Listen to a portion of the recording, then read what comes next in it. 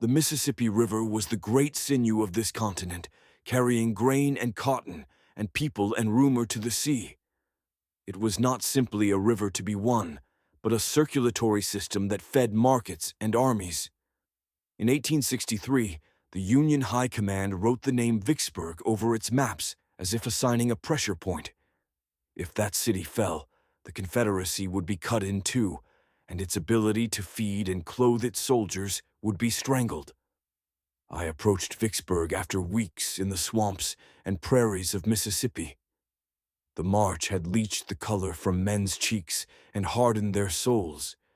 The army smelled of dust and grease and the tack of so many marches. The approach to the city itself was a study in geography and logistics. Vicksburg's bluffs rose steep and clay-rich from the river, creating a natural rampart. The Confederates had emplaced batteries along the ridge, and diggings had dug in redoubts that dotted the heights like teeth. The river beneath glittered and carried flatboats and the occasional steamer like toys on a child's river, and yet the waterway carried the weight of nations. Grant acted with a steady economy of force. He had tried to take the bluffs by direct assault and failed twice in May. Yet he learned quickly that storms of steel and courage could be blunted by earthworks and hunger. Rather than fling more men at a rock, he moved to hem the place. In a siege is a different animal from an open battle. It is a contest of patience and calculation. Trench lines were scribed into the land, and sappers crawled by night, burrowing shallow tunnels and cutting rifle pits inch by inch. The men who dug those trenches acquired a strange intimacy with the soil, and with one another they spoke in low voices and named their sections like a town of the buried. From our side, the infantry lay sweep along the river plain, with the artillery trained on key angles. Cannon and mortars were placed on ridgelines, and engineers measured arcs. They fired shells that carved the sky and made fluted holes in brick and plaster. Houses roofed with tin jangled under impact. The river itself became contested ground. Union gunboats sometimes thundered down with rifled shots to batter lower batteries while transports brought up supplies under cover of darkness. It was a choreography of iron and mud. Inside the city, the civilian population reorganized into an economy of scarcity. Women and children dug caves into the palimpsest of clay hills. They hollowed rooms into which they brought quilts and pots and the last of their furniture. They made curtains of old sails to shield their new hovels from bombardment. Dust mixed with soot made an odor like old bread. In one such cave, I met a widow whose husband had been pressed into service as a river pilot. He had been taken by illness months before, and she had kept his pilot's hat nailed to a beam as if it were a signal. The children's hand found that hat at night, as if chronology could be rescued by touch. The ration system relied upon what could be hoarded and what could be smuggled. Salt became currency. Its absence changed food habits entirely. Pickling was impossible if salt ran out, and that meant that meat had to be used quickly. The ability to preserve food vanished, and improvisation replaced grocery lists. People roasted corn and husked wild greens. The most enterprising turned to bartering with boatmen across the river, who would risk the guns of both sides for a sack of meal or a jar of coffee. The psychological strain of siege work altered conversation and custom. Men told their children stories of before and after, as if history had split. They made lists like prayer books of what might be lost, and watched the sky at all hours. Another frequent worker recorded births and deaths in a ledger kept by lamplight, a list of names that preserved people from vanishing entirely into numbers. Medical care in that context was improvisation under pressure. Surgeons who had been trained in peaceful hospitals stepped into scenes of tear and blood. They amputated with little anesthetic when infections took hold. Antiseptics were precious and often missing. The Sanitary Commission. Volunteers tried to supplement what the military medical corps could not. They ferried blankets and bandages and tried to educate mothers in wound care and in boiling water for drinking. It felt like teaching a language of preservation to people who had been taught another dialect entirely, one of planting and sale. I witnessed nights when bombardment produced a soundtrack of collapse houses caving in the sky, lit in orange and a rain of brick dust. The river reflected that conflagration, and the wake of a passing transport would look like a silver tear down the bank. Into that night, women would bring quilts to the riverfront and hang them to dry over railings, as if to show the enemy that life continued. The Union commanders calculated distance and angle until they could place siege guns at points where their shells would arc into the town's interior. Yet they also had to account for supply lines. Weather played a major part. Heavy rains could bog supply trains and turn roads into rivers of milk and clay. The logistics of a siege are a ledger of small decisions. How many rounds to fire on a given battery? Which battery to conserve for the next hour, when the men need warmth rather than powder? Rumors circulated like contraband within city walls. A whisper that bread had arrived could cause a throng to form. At a bakery within minutes. The fear of mutiny was real, yet also dull. The people mostly preserved order, not because of soldiers, but because neighbors watched neighbors, and because the same men would be needed when the siege ended. Their patience resembled a brittle pledge. They would not break easily, and yet each empty pot frayed the threads further. During the siege, the city heard the distant music of the river, the creak of a lighter, a shout across water, a code exchanged by men in the dark. It was a language of risk and small commerce. The Confederate government attempted relief by sending supplies up the Yazoo and by sending cavalry raids to harry Union lines.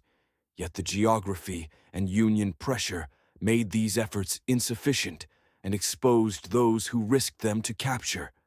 And worse, I remember an afternoon when a group of boys less than 10 years old made a play of the siege. They forced one another to knit imaginary scarves and to pledge mock allegiance to a flag made of a rag. The game had a seriousness that was the inverse of childhood, and in their faces one saw how quickly the culture of war can become the very grammar of growing up.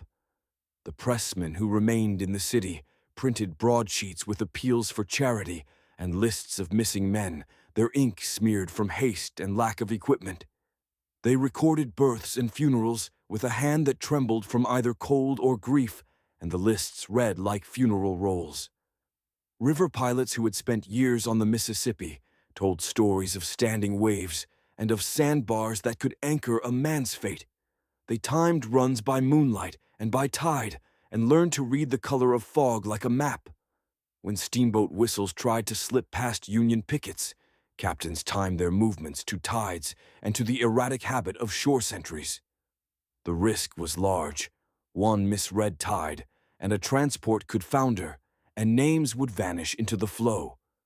Children learned the sound of every battery and could tell by the angle of the smoke which quarter had been struck. They learned to place pails by the door for water and to fold blankets in a way that would preserve warmth. The local preacher held services in the hollow of a cave and read psalms to listeners who could not distinguish the voice from the echo. Yet his words steadied a group of people like the buttress of a church. The cultural life of Vicksburg became an exercise in endurance.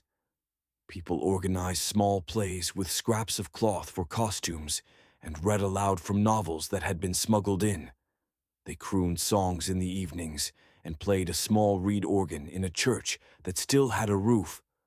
When shells struck and a ceiling trembled, the audience would silence itself mid-line, as if holding its breath until the noise passed, and then resume as if refusing to allow fear to become a permanent household guest.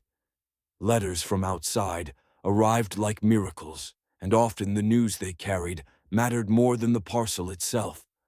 A letter telling that a neighbor in some county had farmland to spare, or that a ship with a cargo of flour had run past. A blockade gave the family hope, even when the parcel failed to materialize.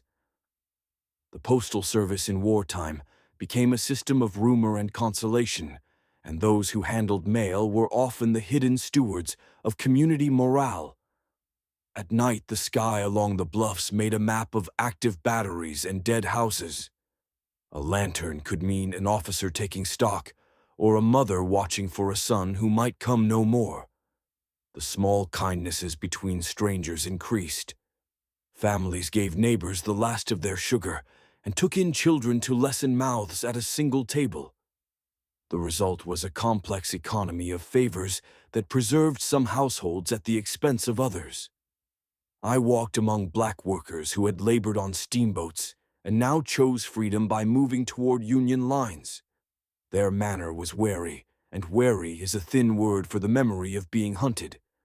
Men spoke of escaped raids that could not be undone, and of the leap to contraband status, which allowed them to be paid for work they had always done without coin. The transformation of labor into paid service altered the relationship of work and dignity. The Union commanders worried about supply lines and had agents assigned to forage purchases locally, yet this practice created its own tensions. Soldiers who requisitioned food did so legally under orders, but those orders sometimes trashed local economies as goods were taken with little compensation. This created friction between occupying forces and civilians, which officials tried to soften by issuing receipts and promises of pay that sometimes took months to arrive. I met a woman who had sewn shirts for both sides at different moments of the war, a pragmatic seamstress who sold her work to whichever side offered coin. She kept a ledger that showed names and amounts, and across the top the single word, survival. She told me that her clients would come and stand in a line, and that she always tried to keep politics out of the stitches. Yet she admitted that sometimes a message was sewn into a cuff, a number, a letter that a smuggler could read, and that a mother could use to know that her son had passed safely through a blockade into Union hands. The medical and sanitary volunteers worked with a stubborn grace.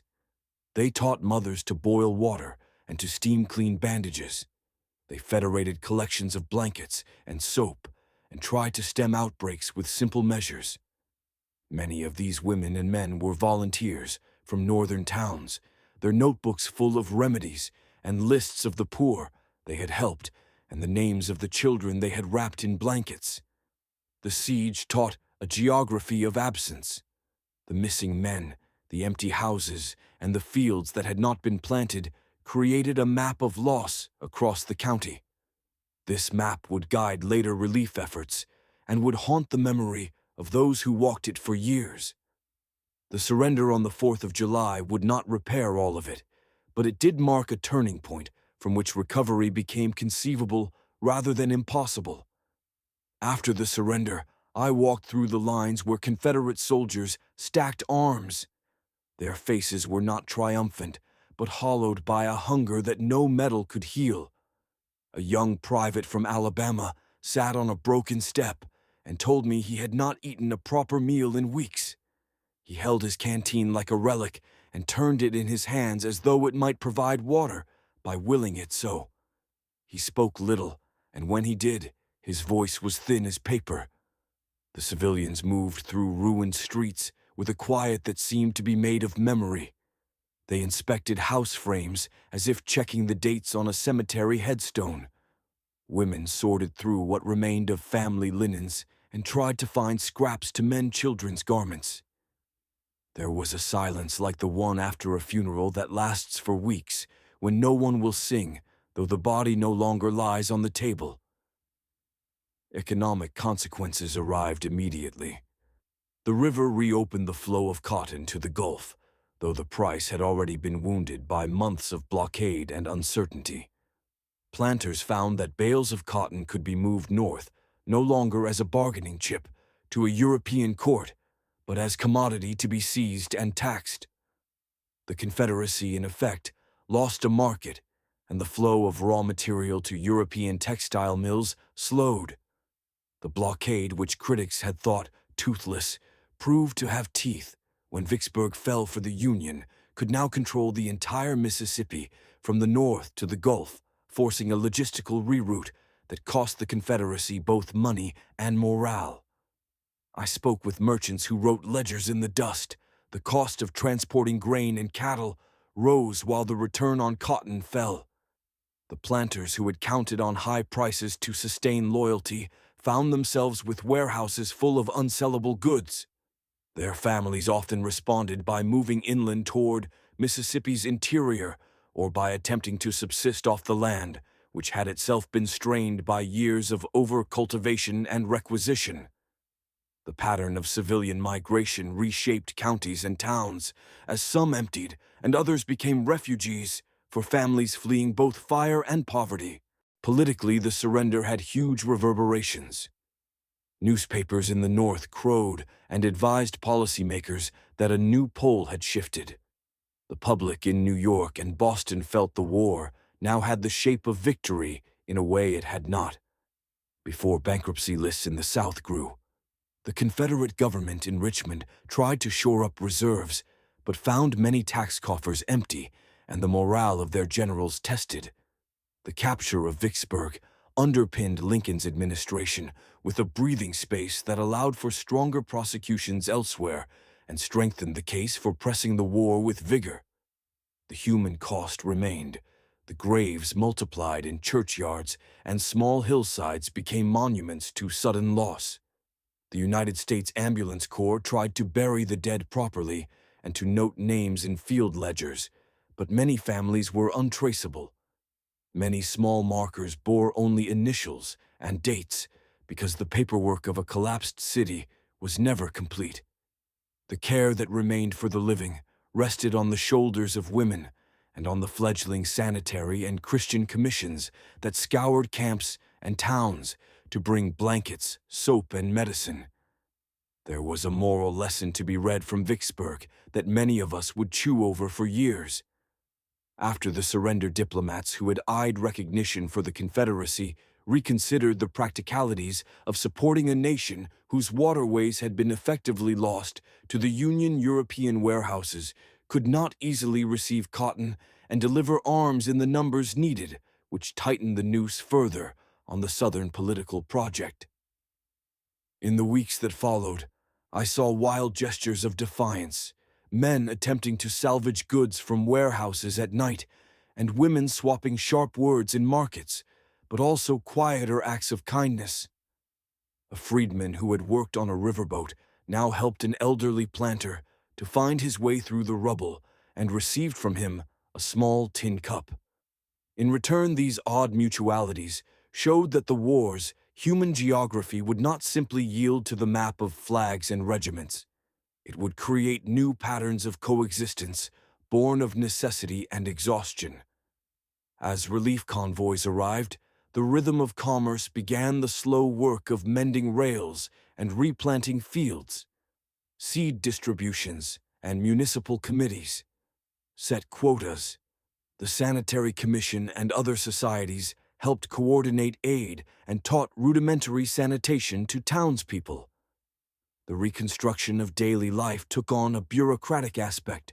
Receipts were made, lists kept, and reparations promised, though these promises would be slow to arrive and slow to heal. The fall of Vicksburg also changed military calculation and strategy. Grant had proved that rivers and logistics could be decisive, and commanders elsewhere took note. The war would include more calculated campaigns that aimed to cut lines of supply and communication rather than to seek only battlefield glory. The Mississippi, once free, allowed Union armies to move southward with greater security and to press the heartlands in ways that had been politically and practically impossible. Before I stood on a bluff the day the river seemed to breathe freer and watched a steamer slide along the current. Its whistle carried like a signal across a quieted wreckage. The city was not healed, but a long, painful process had begun. The surrender did not make the war merciful, but it made the Confederate position harder to sustain. The math of manpower and food and cotton had shifted, and the consequences reached into farmyards and parlor rooms as much as into barracks. When I left Vicksburg, I carried with me stories that would not leave my head. The ledger of hunger and small kindnesses, the tatterings of culture and music amid violence, the quiet decisions by which people salvaged lives from ruin. These were the human coordinates by which the siege would be remembered and by which the future would be measured.